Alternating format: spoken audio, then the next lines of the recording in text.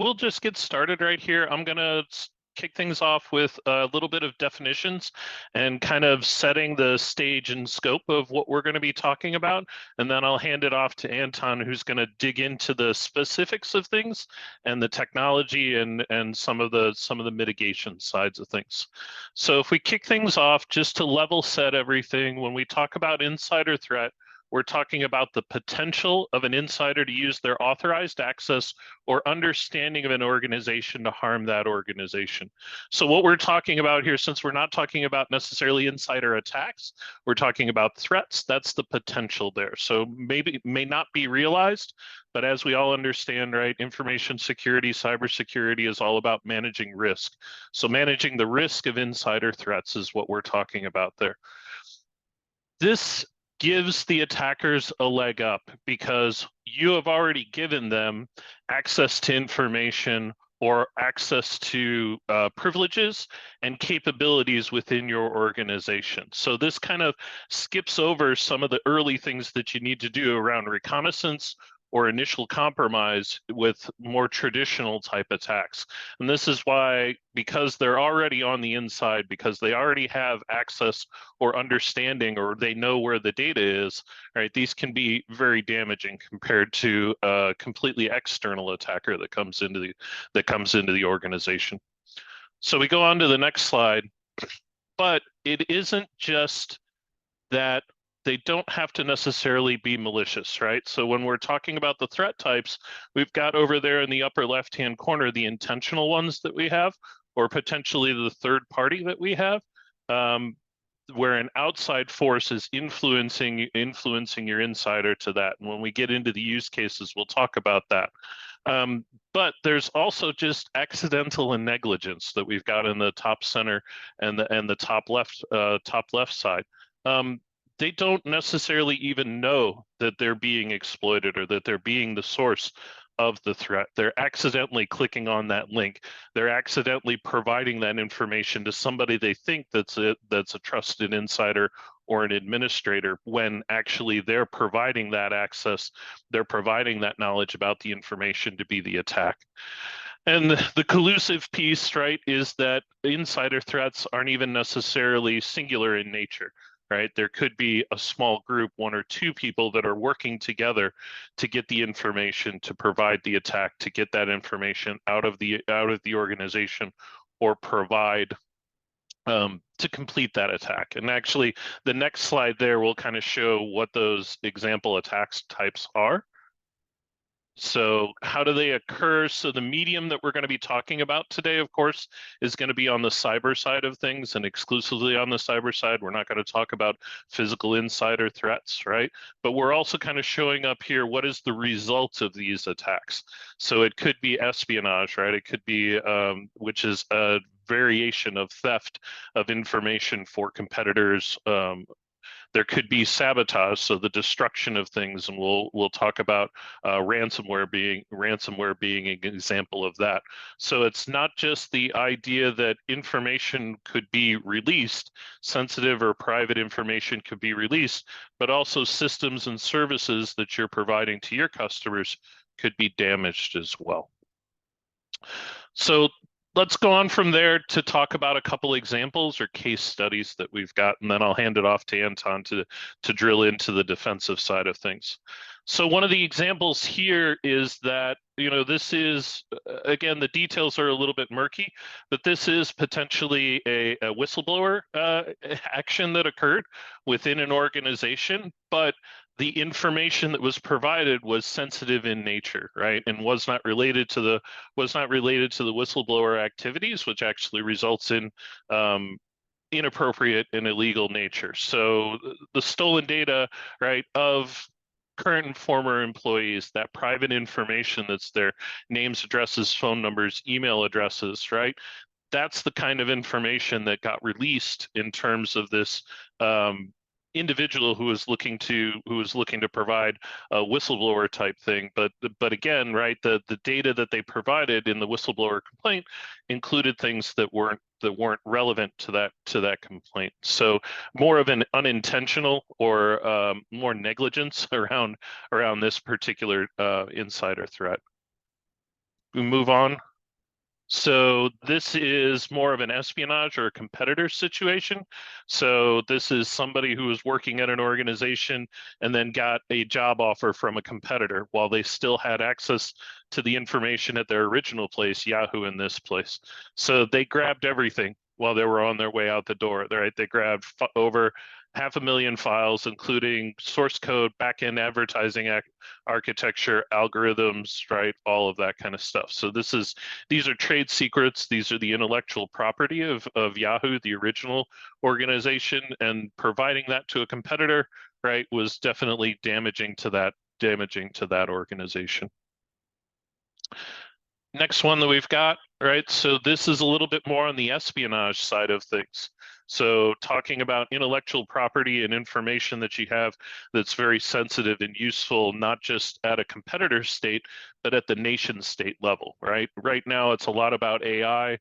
We hear about things around battery technology, renewable energy, EVs, right? These are all places where there are interests at the nation state level to get this proprietary information that's getting out of this. So this is a former Google software engineer, right, has been indicted in a federal court on stealing AI technology secrets from Google to pass on to competitors outside of the United States, right? So these are these are high level things, right? Again, this is depending on the organization that you are responsible for, right? This is about what is the data that you have, what is the information that you have. We all have sensitive information within our environments, our employee information, our customer information, payment information, our financial capabilities, right? Funds transfers and things like that, which are always across the board desirable to these sorts of attacks. But you also need to understand, right, what are the things that you're protecting, what are the things that you're responsible for, and what are the organizations or entities that have an interest in that understanding that they're going to use those internal resources and potentially recruit those internal resources to get to that information. And the last one here, it's not just that we're looking at espionage or theft of information, but if we go to the next slide, we'll see that, right? So this is part of the sabotage side of things, but this is also around the ransomware. So it's sabotage with a financial implication on here, where there are ransomware as a service type organizations out there that will actively recruit insiders within organizations to be able to get past that initial hump, right? To be able to get access to the data and the internal access to the networks and the servers and the data of an organization so that they have a much higher hit rate, a much higher success rate of completing their extortion that they're looking to do, that ransomware of encrypting systems and then selling them the keys to decrypt that stuff.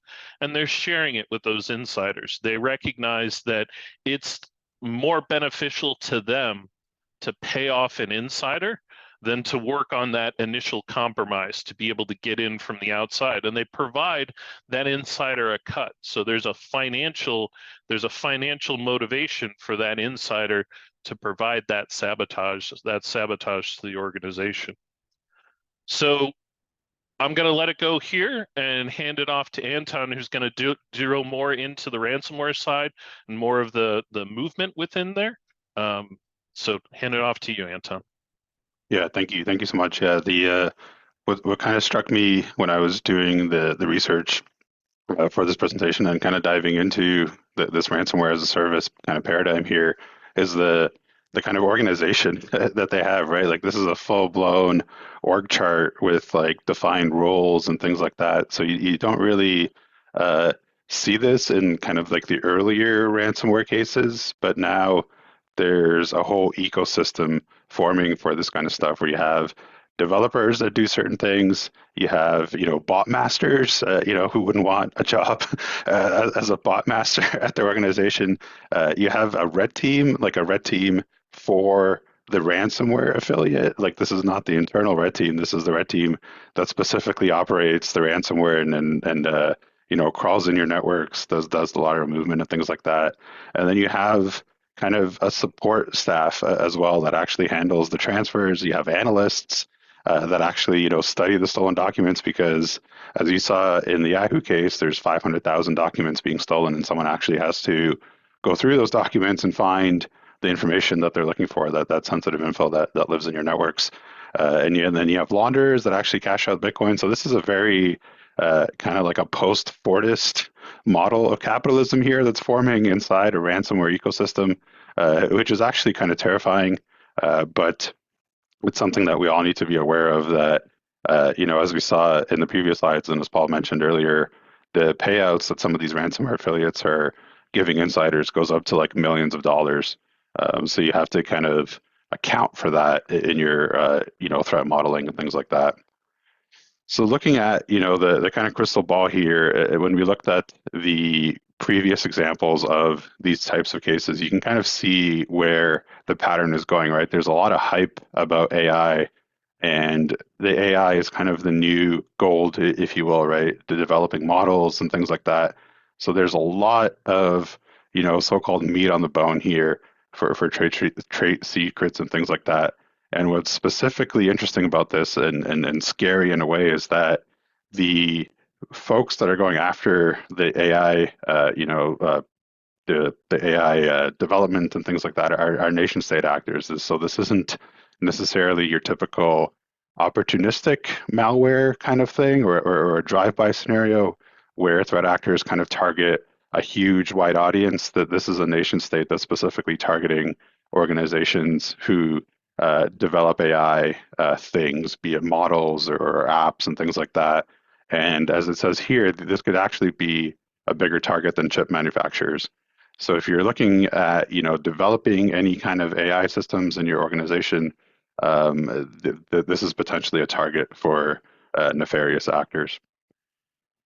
There are a whole bunch of common themes among all the examples that we kind of demonstrated so far, but a couple stuck out to me from a technical point of view.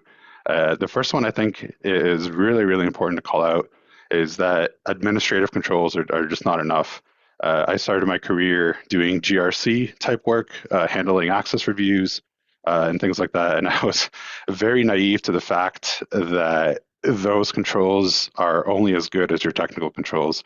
So we had, administrative controls, very buttoned up, a lot of really good policies. But when that pen tester came in, they still got domain admin, regardless of our admin controls. So even though I recognize administrative controls are necessary, we need to have policies, procedures, and things like that.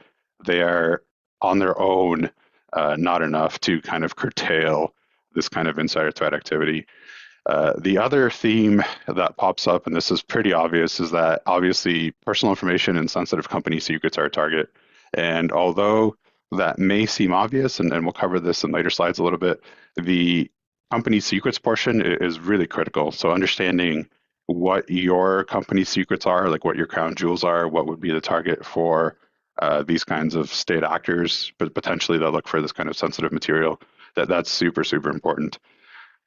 Putting on, my kind of detection engineer hat for a second here, what's interesting is that the actors don't seem to be afraid at all of kind of your volumetric type of alerts, right? So they have no qualms at all, stealing 500,000 files. Like that's a huge number of files, right? And if we look at the kinds of alerts that exist, in traditional networks, your typical like brute force, your exfil type alerts, those are, bread and butter, meat and potato type of alerts that most SOCs these days should have fairly well operationalized.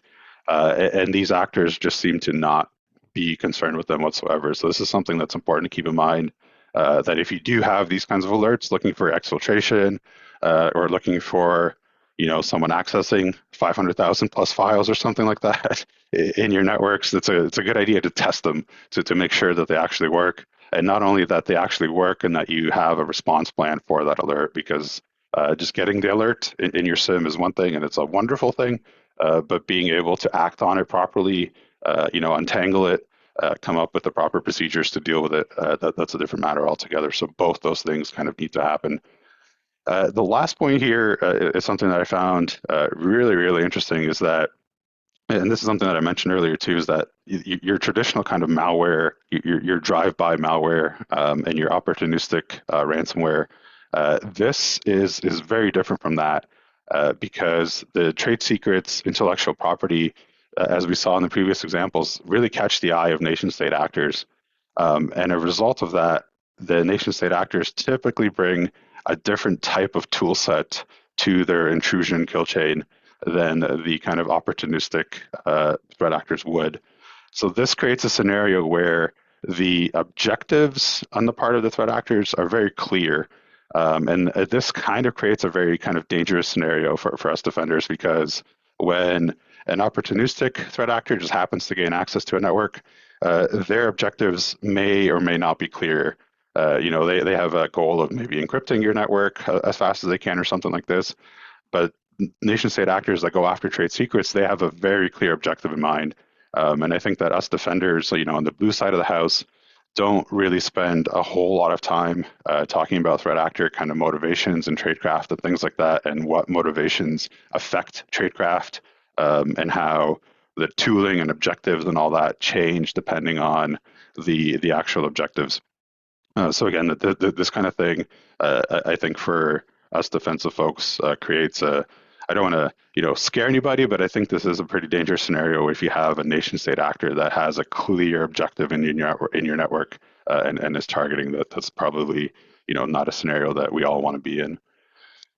So what can we do about this, right? It's pretty easy for us to be all doom and gloom and highlight all these examples, but there's got to be something that we could do. And thankfully, there's a whole bunch of things that we can do, and CISA does a great job of highlighting all this in their insider threat mitigation guide. And one thing that kind of sticks out in this mitigation guide from CISA is that there's a whole suite of tools that need to be brought to bear in order to fully protect yourself from this insider threat type scenario. So we have database monitoring, allow listing, privileged access management, network flow analysis, access control systems, and then you have obviously the SIEM. So being a SIEM vendor, obviously, right, that this is where we're going to focus on for this presentation. I will call out the application allow listing or whitelisting. That is a very, very impactful control. Prior to joining Sumo, I ran Purple Enterprise, Purple Team engagements with customers that range from large and small, and any organization that had some kind of allow listing control on their endpoints. So that means that if you just bring any old executable or script, the endpoint will not allow you to run it unless it's explicitly allowed to run.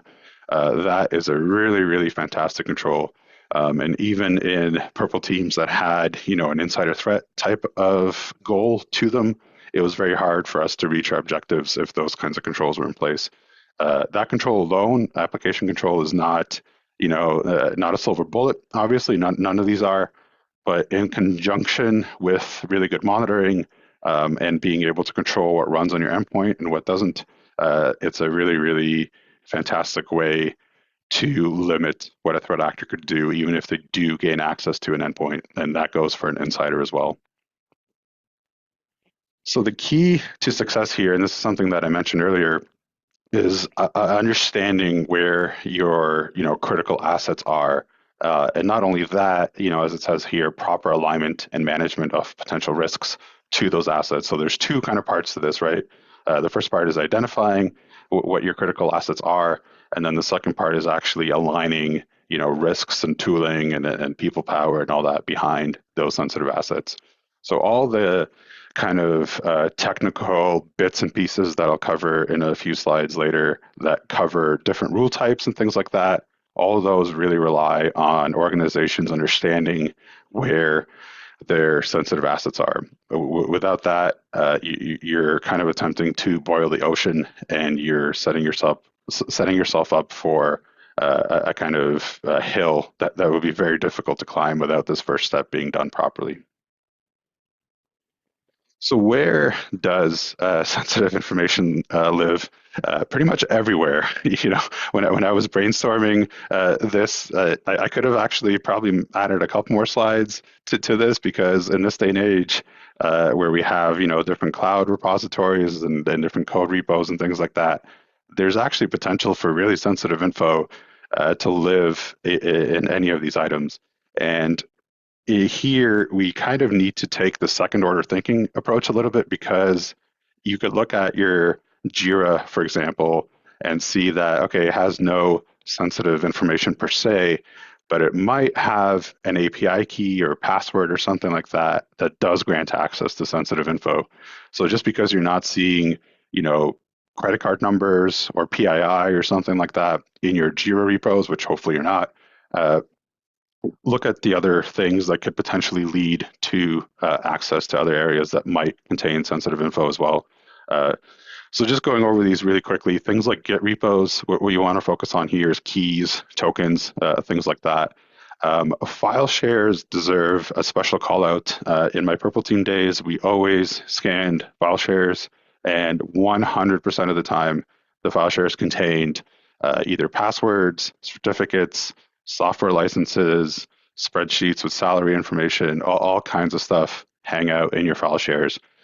We cover some tooling that can help you scan your file shares for this kind of thing in later slides. But if you are, living inside a kind of like a Windows Active Directory environment at all, and you have file shares, especially if your network is on the older side, and you've gone through different migrations and things like that, your file shares, I guarantee you, will contain sensitive information. Things like SharePoint, also pretty critical area. There's a whole bunch of kind of pen testy red team tools out there that target SharePoint specifically for information, whether that be PII and things like that. Confluence is a big one too. Confluence has a lot of instructions on how to get on your VPNs potentially and things like that. I've seen pen testers and red teamers target Confluence as well. So for insiders, this is all just really, really kind of juicy bits of information. Jira as well. Jira will have information about your systems, what's broken, who has access to what potentially, and things like that. And then generally, file sharing, OneDrive, Dropbox, Mailbox is another one. Insiders always like to email back and forth and email things out. So Mailbox is another one. Just a standard user's endpoint, especially if you are looking at your cloud developers and things like that. We've actually had a couple blogs on finding cloud tokens on users' endpoints. So these are also really juicy kind of areas that insiders will target. And then towards the bottom, these are a little bit more esoteric, things like mobile devices, portable drives, things like that. These are other areas that also contain sensitive information. You would be very surprised at how many organizations, especially in the financial sector, have sensitive information on USB drives. I don't know why that is exactly, but there's got to be some internal process that requires transferring of files via USB drives. I found a whole bunch of sensitive info on external drives in my Purple Team days. So moving on to the actual use cases, right? I think our SIEM is very well positioned to highlight these areas and help you wrangle visibility into them and things like that. So there's a whole bunch of use cases here that I'll cover. But before doing so, I think it's important to understand the general data flow in the SIEM, right? So if you look at the left-hand side, the overall goal for Sumo and Cloud SIEM specifically is to turn data into insight. So the idea here is that you feed us raw telemetry from your systems, and we give you insights into malicious or at least suspicious activity. So that's the goal. And that goal all starts with the data source. So the data source and the telemetry that you're sending to us is super, super critical. I know that this might seem very basic, but without the telemetry, you won't be able to build use cases, and you won't be able to build the rules that will actually, potentially detect insider threat type activity. So this whole pipeline is very important, all the way from the actual data source to the collection, to the ingestion, to the parsing and mapping, and specifically the rules, which is what we're going to focus on for this particular presentation. So looking at just basic ideas, and some of these rules we have out of the box. Some of them will require a little bit of elbow grease on your part, and the kind of common thread running throughout them, as I mentioned earlier, is an understanding from the organizational side about what's sensitive. You'll find this theme in a whole bunch of these rules is that we're accessing and talking about something that's sensitive, and that sensitive definition obviously will change from organization to organization.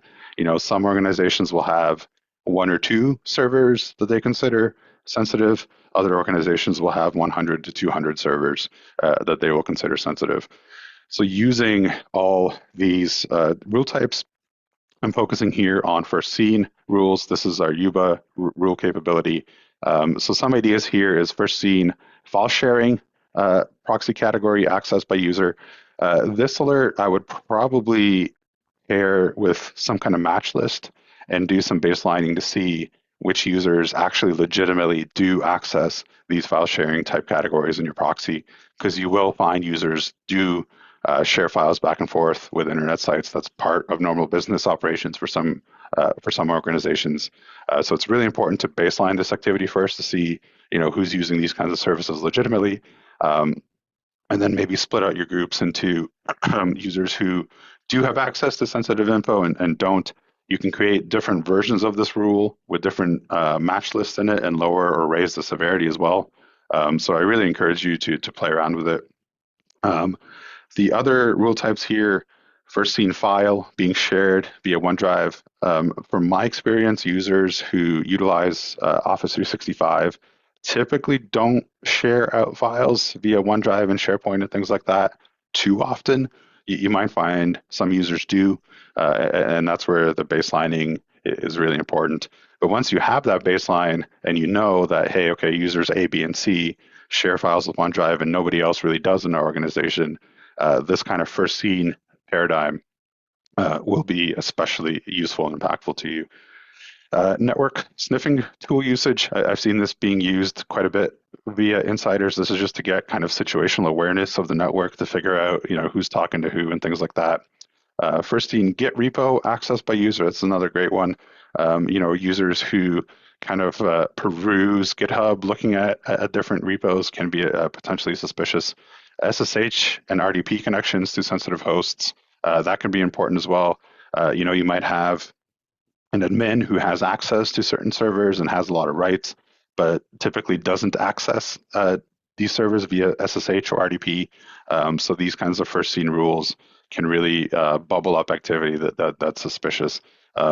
There's also really nothing stopping you from creating different versions of the rules with different baselines as well. So you can have one version that baselines for 90 days or 180 days, and then you can have another version that baselines for a shorter baseline. So again, there's a lot of room to kind of play around here. Forwarding rules. We have quite a bit of coverage for email forwarding rules, but we don't have rules that cover forwarding to specific domains or from specific users. So you can clone our kind of out of the box content and then make your own rule looking for users who have access to a lot of information, setting up a forwarding rule, and then you can look at the email that they're forwarding to, and that'll kind of help you untangle those events. Access to file sharing sites from user, that's kind of similar to the first seen proxy category, but this one's a little bit more specific. So if you're in a particular kind of line of business that does that accesses certain types of file sharing categories, this kind of rule would be great for you. SharePoint sites, typically users are pretty curious in SharePoint and they'll go around and kind of browse different SharePoint sites. But again, if you have a list of users that have a lot of access in your network or aren't supposed to be accessing certain SharePoint sites, or if you have certain SharePoint sites that are sensitive and contain kind of trade secrets or are being used to work on a project that's new in your organization or something like that, this kind of rule would be excellent for that.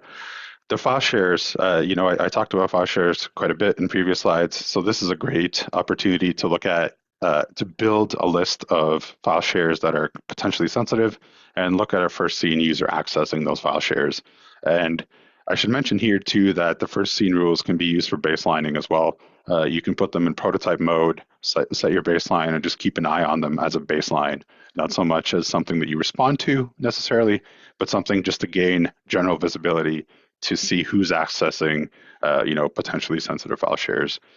Log into sensitive host, that's a pretty basic one, right? But the kind of work that's required ahead of time is identifying the sensitive hosts, right? That's going to be your main challenge. The actual rule logic for this type of rule is very simple, but the identification of sensitive hosts, that is a little bit less simple. S3 buckets and USB devices, another really great use case for SIEM rules. If you have a whole bunch of S3 buckets out there that have sensitive information, again, you might want to know when the first time a user is accessing those devices. So in addition to the first SIEM rule, we also have outlier rules. That's another UEBA type of rule that we have. Here, some ideas are things like outlier in cloud services accessed. So this would kind of baseline activity and will alert you to the fact that a user is accessing more cloud services than they usually do. This would require a little bit of elbow grease for you to build up a list of cloud services and things like that, or use a proxy category. But the kind of the telemetry and data that you get from this rule, I think, would be invaluable. Data from S3 bucket or cloud storage is another good one. This would cover things like your 500,000 files downloaded, looking at the Yahoo example. So this would tell you that, hey, someone's downloading or uploading more data than usual from an S3 bucket. Same with file shares, accessed by users, or files accessed by users. So same idea there.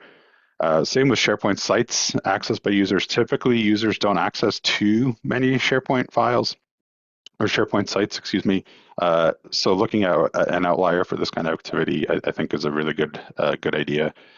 Same with just generally data sent from a user to a file sharing proxy category. I've seen a lot of alerts from proxy looking at exfiltration, but those alerts look at just general exfiltration, which is a good idea for sure. But adding that category constraint to it will help out quite a bit, because if you've ever tried to operationalize proxy type detections in the cloudy world that we live in, you know how kind of difficult it is.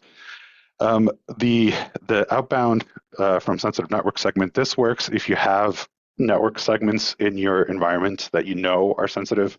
So certain VLANs or something like that you know are for R&D or for your AI developers or something like that. Looking at data that is an outlier sent from those sensitive network segments. Again, really, really, really powerful stuff. Outbound emails from users. So if a user is sending, 1,000 emails outbound a day for some reason, it could be insider threats. I've seen cases where that happens when the user's mailbox gets compromised, unfortunately, as well. So you got like a dual use alert there.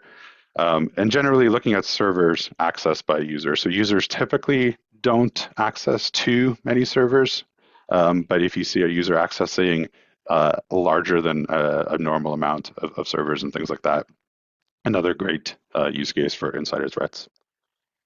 There are some other types of alerts. These ones are a little bit more fuzzy. They're not exactly outlier and they're not exactly first seen, but you can look at things like social media posts, looking for someone who is potentially disgruntled or angry with your organization, someone who's attempting to connect odd devices to the network or their machine. I've seen cases where people try to connect things like routers to the laptops and things like that. Odd access requests. This is an interesting one as well. So if a user is requesting access to something that is not within their job responsibilities, that might be an interesting sign that they are a potential, malicious insider. Endpoint control enumeration. This one is interesting as well. When you read the kind of threat intel reports, if you've ever read the DFIR report and things like that, you'll see that a lot of intrusions start with enumeration, right? Enumeration and discovery. However, if a user is doing that kind of enumeration and discovery, that's a little bit suspicious. I've actually had cases where users will try to poke around the EDR just to kind of out of curiosity. So just because you see this kind of alert doesn't mean that the user is, 100% malicious and you don't need to kick them out of the building right away. Users are curious. but it is something that you should be watching out for. Not just disabling of the EDR, but enumerating it. So browsing to the quarantine folder and things like that. Odd requests for AV/EDR exclusions is another interesting one. This is something that you probably need Jira or ServiceNow visibility to get insight into. But users typically have a pretty defined use case for AV and EDR exclusions. Typically, it goes like, oh, I'm trying to run this particular app and I need this particular binary excluded because it's running slow or something like that. So if you see odd requests, like I need my whole desktop folder or my whole C folder excluded, that's an interesting thread that you can pull on. And generally, new hours of activity, off hours of activity. This one will need some baselining because if you've ever tried to operationalize this kind of alert, users will maybe leave their laptop locked or something like that overnight, and Windows will just authenticate. So you do need to have some elbow grease and some visibility in here to operationalize this kind of alert. But again, it's an interesting kind of sign that a user is doing something that is out of the norm for them. So this is the final slide here, and I'll end it after this. The kind of tool set that can help you wrangle some of the things that I've been talking about. So for file shares, Snaffler is a must run. If you take one thing away from this presentation is to go and run Snaffler in your environment if you have a lot of file shares. It's a really, really powerful tool that crawls your entire network for file shares and will actually look inside the file that it finds in the file shares, and it'll actually classify it for you. It takes in customizable configurations as well. So if you have a certain, confidential pattern or something like that within your docs, you can configure Snaffler to find that, and you'll be very, very surprised of where these kinds of files are. It's really, really eye-opening experience to run Snaffler and see its output. And then kind of like the cousin or brother or sister to Snaffler, SnaffPoint. And this is the same idea, but for SharePoint. So you have one scanner that will crawl your file system, and then you have another one that crawls SharePoint. And this one is a little bit less customizable. You can't give it a whole configuration file, but you can give it a keyword, something like passwords or VPN instructions or password reset instructions, something like that. And you could see where in your SharePoint sensitive files exist. Bloodhound and Azure Hound, these are just fantastic tools to run in your Entra environments or your Active Directory environments. And what these tools will do is they will help you find attack paths from one machine to whatever kind of goal you put into Bloodhound. So what this will do is if you have a list of users who you know are sensitive, you can kind of look in Bloodhound to see what real access those users have. In Active Directory networks, similar to Entra networks, there's a lot of kind of tech debt that gets built up over time. You have permissions that get generated and never taken away. You have, nested groups and things like that that give users access to things that you really wouldn't expect if you just looked at ADAC or something like that. So again, Bloodhound, super easy to install, super easy to run. Really, really suggest it. It's typically not linked to insider threats specifically. However, understanding the kind of blast radius from your sensitive users and what they have access to will really, really help you wrangle your insider threat program. And then finally, canary tokens. I'm not too huge of a fan of deception technologies, and I'm not typically because I find that customers lean on it a little bit too much. Just because you have a canary token doesn't mean you need to jettison all your monitoring, things like that. But in conjunction with things like application control, really good SIEM rules, understanding where your sensitive users are and things like that, leaving a little canary token out in a file share or something like that is, I think, worthwhile and will help you, look at these things from two sides of the coin. So yeah, that's all I had. Thank you.